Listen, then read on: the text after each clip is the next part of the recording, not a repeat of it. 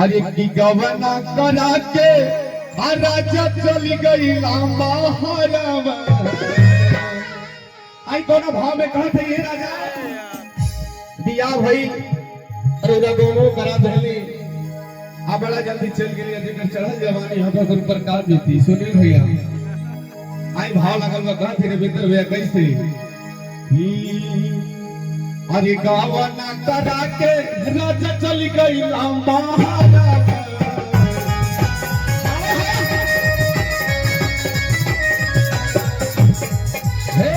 गावना करा के राजा चली गई लामा हरवा।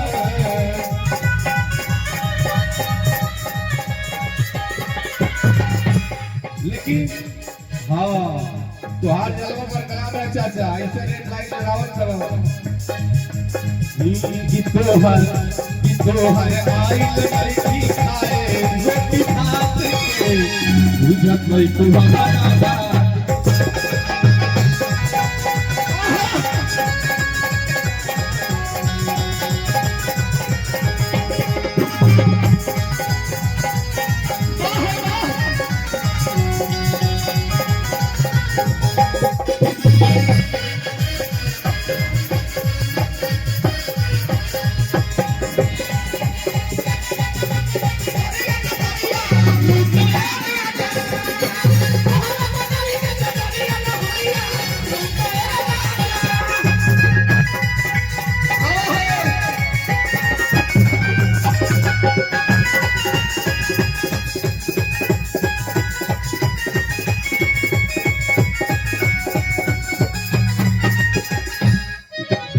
रविंद्र भैया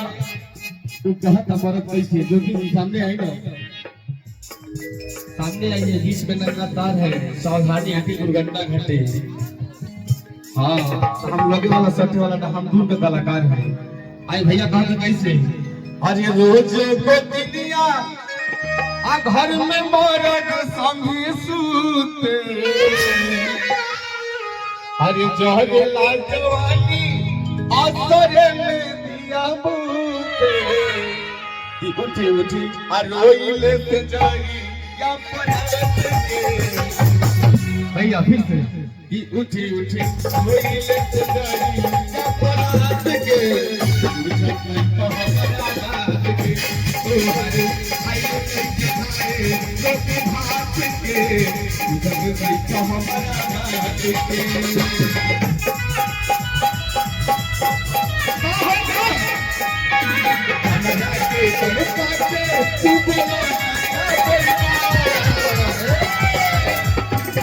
भैया बड़ा बढ़िया ट्यून है ये कह बा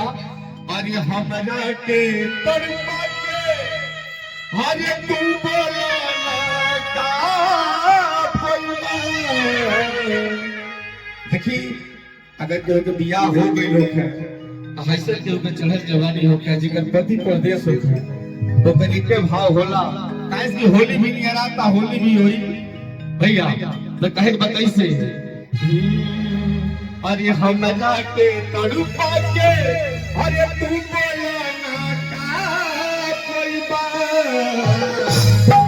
अरे ए रजऊ अब बोला अइबो की ना कैसे अरे हमरा के तड़पा के तू बोला ना का कोई बात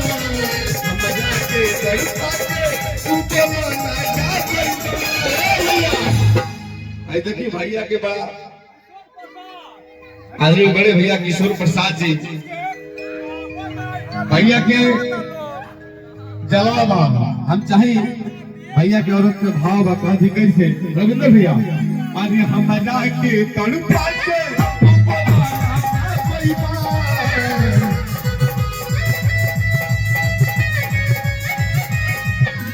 हमरा के तड़पा के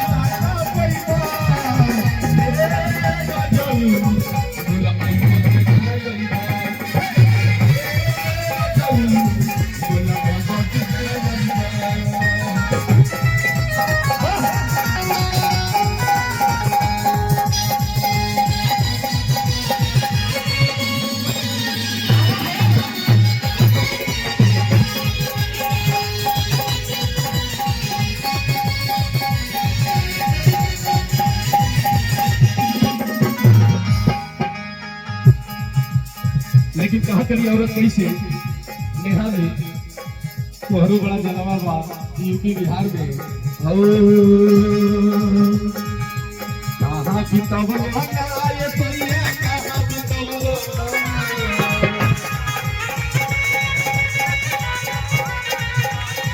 कहा छै ए राजा जी आज कैसा माहौल बनल बा गौना करा के लाइन बारे कहत है भगवान से निहोरा करत है आज के जो रात भाई रात ऐसे बरकरार रहो योगेंद्र भैया आज सुनी सुनी भगवान जन बिहान होके दी आज राजा जी के कोरम में जमन होके दी आज राजा जी के कोरम में जमन होके दी आज हो पहिला मिलनवा मिलन बदली के साजना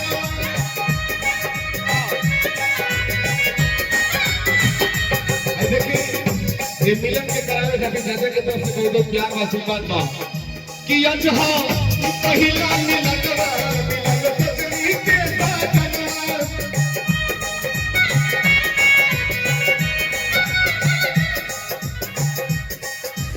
सुनी भगवान जन बिहान होके दी अगर ए में बिहान हो तो कोई बिहान हो जा तनी भाव में आओ तब में बिहान होई अरे सुनी सुनी भगवान अजन बिहान होके दी आज राजा जी के कोरवे में जमन होके दी आज राजा जी के कोरवे में जमन होके दी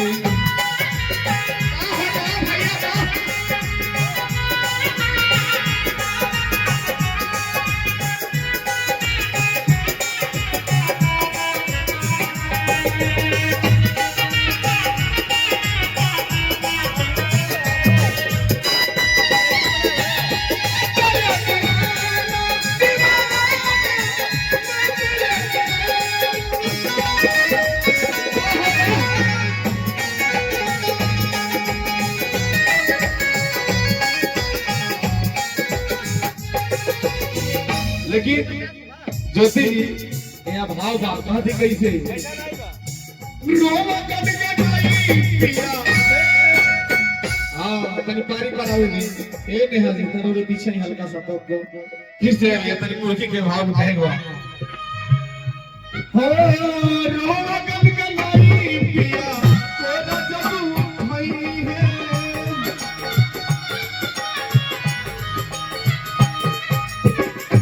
हाँ थवा से मुकुल और ठुके सटई है देखिए कलाकार लो होला जो काम भी करे लोग के पता न चलो रोवा गन कन्हई पिया कोदा जबू मई है हो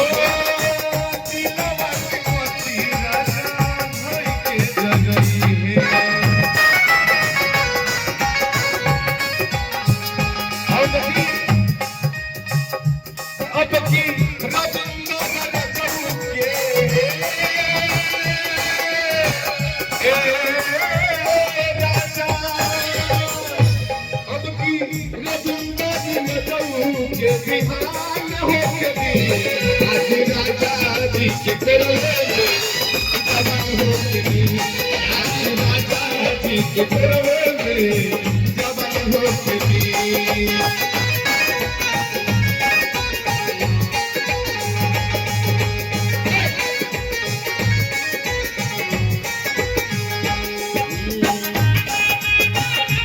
क्या बात है